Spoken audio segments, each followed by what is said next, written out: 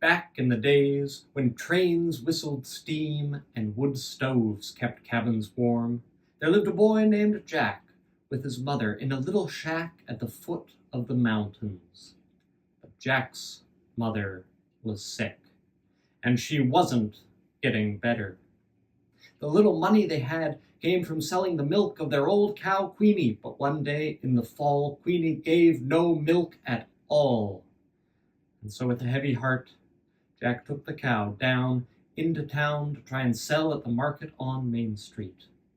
Well, up and down the street Jack went, but no matter how he begged, no matter how he bartered, he couldn't find a buyer for Queenie. And at last he sat down in the dust at the end of the road, and Queenie settled in beside him. He didn't cry, he just stared into space. He didn't know what he was going to do. They needed that money for the coming winter. As Jack sat there, a little ways down the street, a fiddler began to play. And at the end of his song, beautiful song, a sad song, a song Jack hadn't heard before, the fiddler came over to Jack. "Are you selling that cow, boy?" the fiddler asked. "Well, yes, sir, for a fair price." "Well, I'll give you a fair price if you can answer my riddle. Fire can fell me when I'm full grown, but only through fire can I be sown. What am I?" Jack turned the old fiddler's words over in his mind.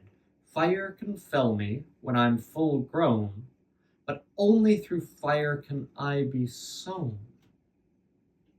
And then he knew. A pine tree. "That's right. So here's what I'll offer you for your cow." And the fiddler held a pouch out to Jack, and Jack eagerly opened it. But when he saw what was inside, a pine cone? A pine cone for Queenie? "You must be crazy, mister." "That's no ordinary pine cone, son. That's a sky pine cone from the rarest tree in the world. Look again." And Jack did look again. And this time he saw that the cone shimmered silver, and the air around it seemed to sparkle. "Plant seeds from a cone like that," the fiddler told him, "and overnight you'll have a tree that scrapes the sky. Imagine what you could see if you climbed a tree like that." "Well, if it's so wonderful, why don't you keep it? Why don't you climb up into the sky?" And a strange look came over the fiddler's face. "You know, boy, I think I did climb into the sky a long time ago, but it's like trying to remember an old dream or trying to sing a song that you only heard once, years and years ago. I've spent my life trying to find a way back into the sky. That's how I found the cone, but the search took too long. Now I'm old. I can't climb a tree like that."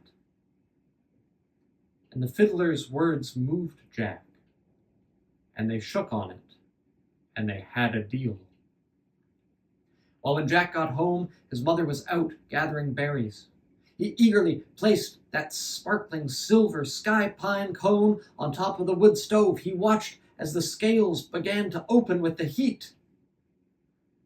But when Jack's mother got home, she was not pleased. She grabbed a pair of tongs. She snatched up that silver cone, opened the window, and tossed the cone out into a thicket of thorns. And then it was up to bed she sent Jack without any dinner. But Jack did cry that night.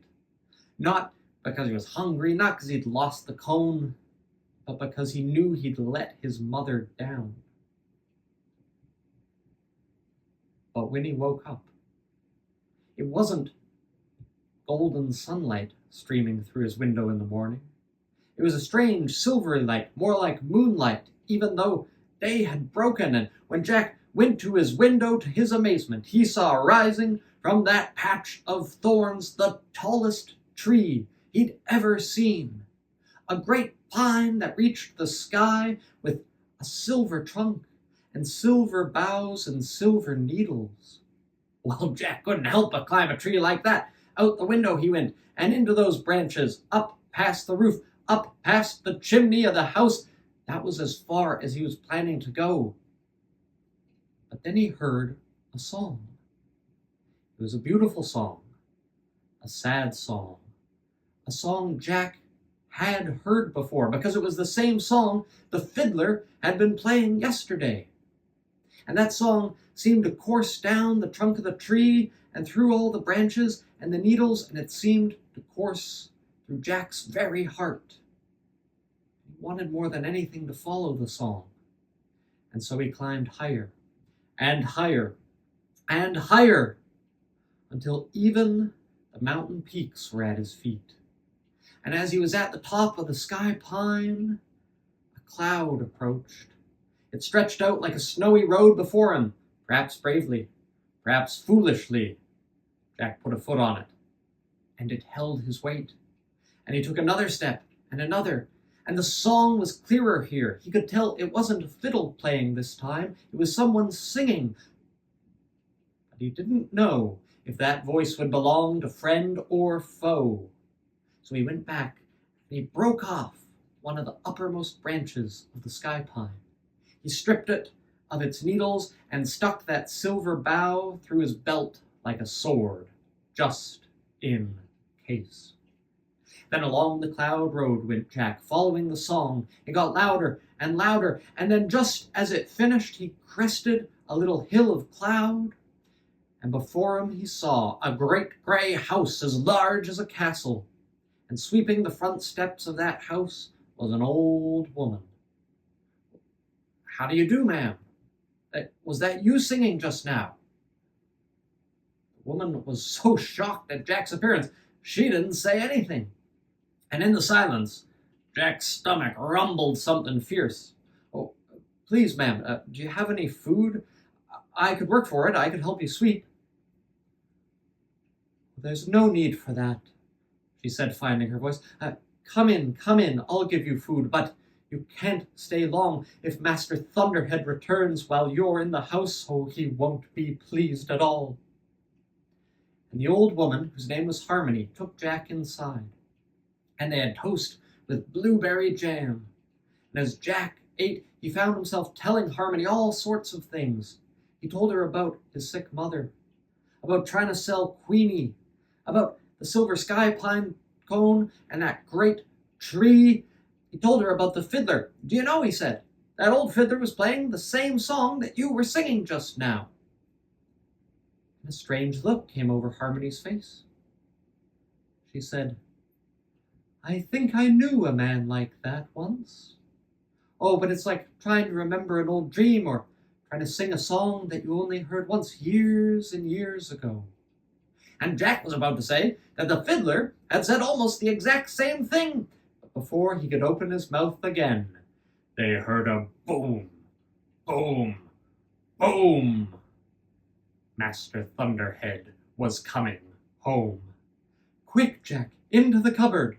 And he didn't need telling twice. Into the cupboard Jack went, and he just peered out through the crack between the cupboard door and the frame as Thunderhead, a cloud giant, came into the kitchen. 20 feet tall he was, with mottled gray skin and a great bloody scrape on his forehead. Got in a fight with a glacier troll. As if the likes of him would stop the likes of me from coming across the mountains. Get the healing herbs, woman. Woman, where are you? The healing herbs.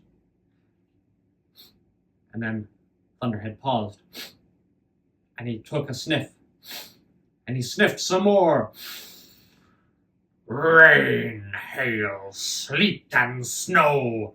I smell a smell that giants know. A fresh young boy, a human pup. I'll roast his flesh and eat him up.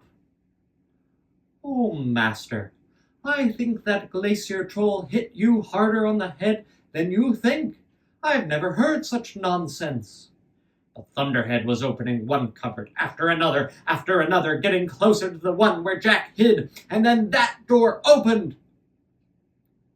But it was only Harmony.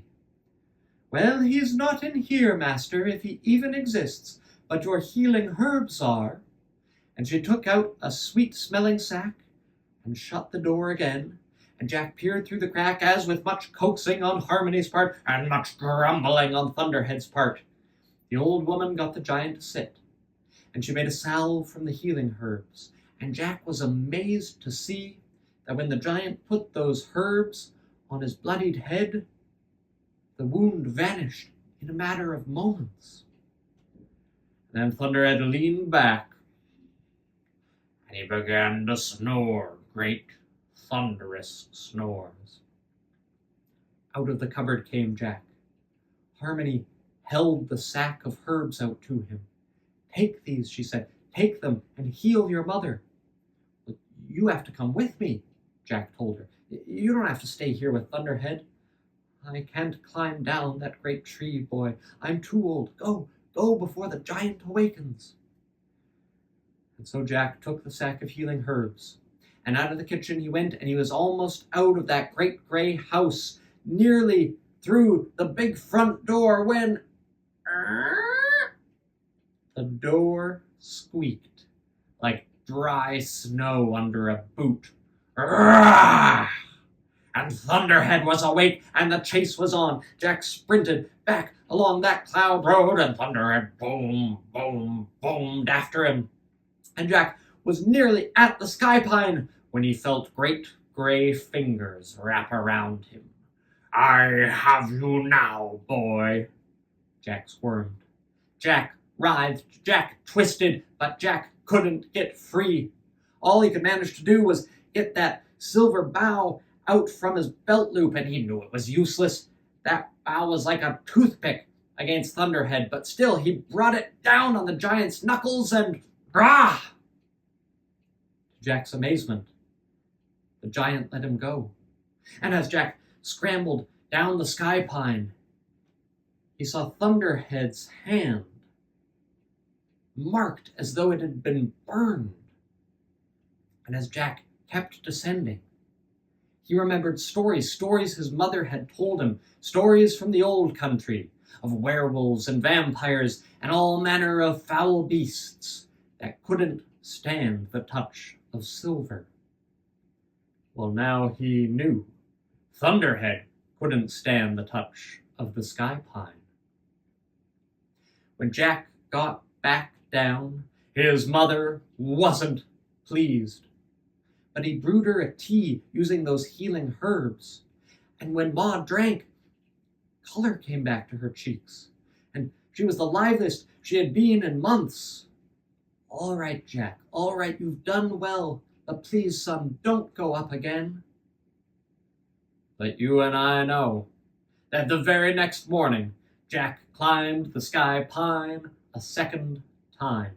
He was worried about Harmony, you see. He feared that Thunderhead might know the old woman had helped him. And so up the tree he went, following her song, and along the cloud road, and just like the day before, the song got louder and louder until he crested a little hill of cloud, and Harmony stopped singing. And there she was, sweeping the front steps. Jack rushed up to her. "Come with me. We can climb down the tree together. I'll help you." "Oh, you shouldn't have come back, boy. Thunderhead's out, but he'll return any moment." And even as they stood there, they heard the boom, boom, boom. There was nowhere to hide outside the house. So they went in, and Jack just had time to slip in behind the kitchen door before Thunderhead stomped in. Well, the Cloud Council has met, and we've decided we're bringing winter early this year. And I say it's about time that rain, hail, sleet, and snow. I smell a smell that giants know. A fresh young boy, a human pup, I'll roast his flesh and eat him up. Or better yet, I'll stew him. Yes, woman, old woman, boil water, get a fire going. "All right, master, all right, but, well, I haven't got any matches. Matches? What are you talking about, matches? Get the magic flint! Harmony gave a quick glance to where Jack was hidden. Oh, the magic flint! Yes, that will be useful if there's a long cold winter coming. But, master, I've left it in my coat pocket, and my coat is all the way in the front hall. Well, what are you blabbering about? Go and get it! I will, master, but I'm old. These things take longer than they used to. You don't say! And as they argued, Jack slipped out from behind the door, and into the front hall he went. He found Harmony's coat, he found the magic flint in her pocket, and he was almost out of the house, almost through that great big door when... it squeaked again.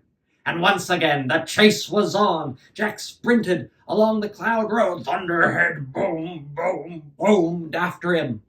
But this time, as Jack neared the sky pine, as Thunderhead reached out to grab him, Jack was ready. He had the silver bough in hand, and he brought it down on the giant's knuckles and gave Thunderhead a matching burn on the left hand to go with the one he had on the right.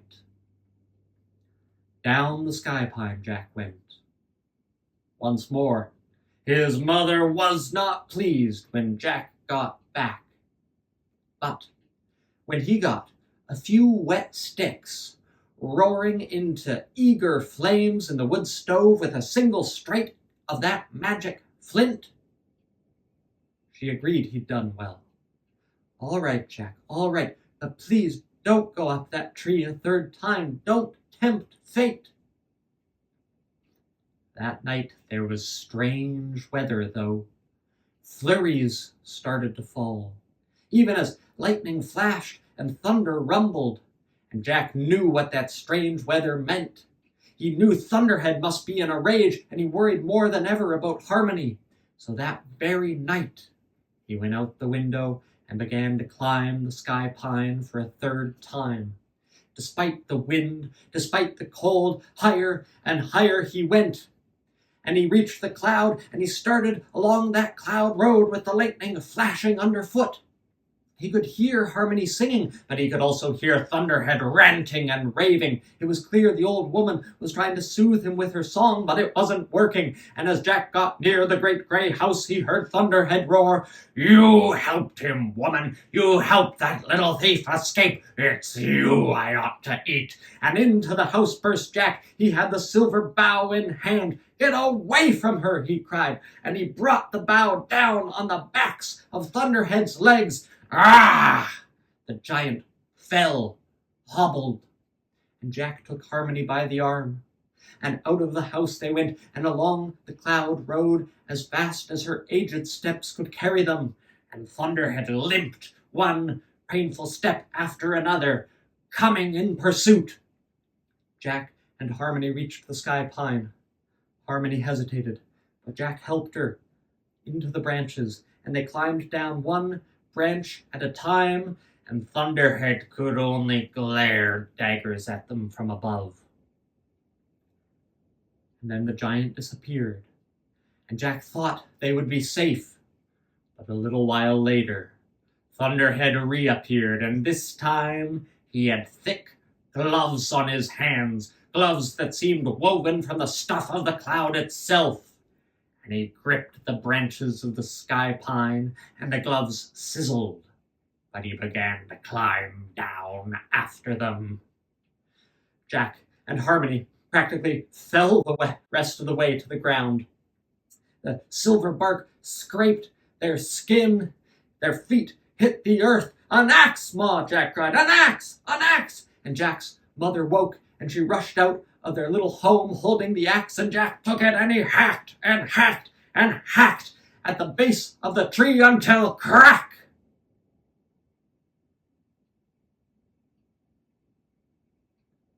And the sky pine fell. But Thunderhead didn't fall with it. He had scrambled back up, and now he clung by his glove tips to the edge of his cloud, and he pulled himself up on top, and the cloud moved directly over the place where Jack and Ma's house stood. And even as they watched, the flurries thickened to a blizzard. Well, Jack and Harmony and Jack's mother, they all went inside, and they soothed their scrapes with those healing herbs. The wood stove was warm, but the snow piled up higher and higher outside. "He won't stop," Harmony said. "He won't stop until he's buried us alive. No one will find our bodies until spring." And Jack thought and thought. He tapped his leg with the silver bough as he thought, trying to think of something he could do. The silver bough couldn't help him now. It couldn't reach the clouds. Unless... And Jack sprang up, and he grabbed the magic flint. He forced the door of the little house open. He waded through the snow, waded up to the nearest part of the great fallen sky pine trunk, and he cleared snow off of the trunk. And with one strike of the magic flint, that patch of cold wood caught ablaze. Flames leaped up, and from the flames there rose silver smoke. It spiraled higher and higher, and it pierced the belly of Thunderhead's cloud. There was a last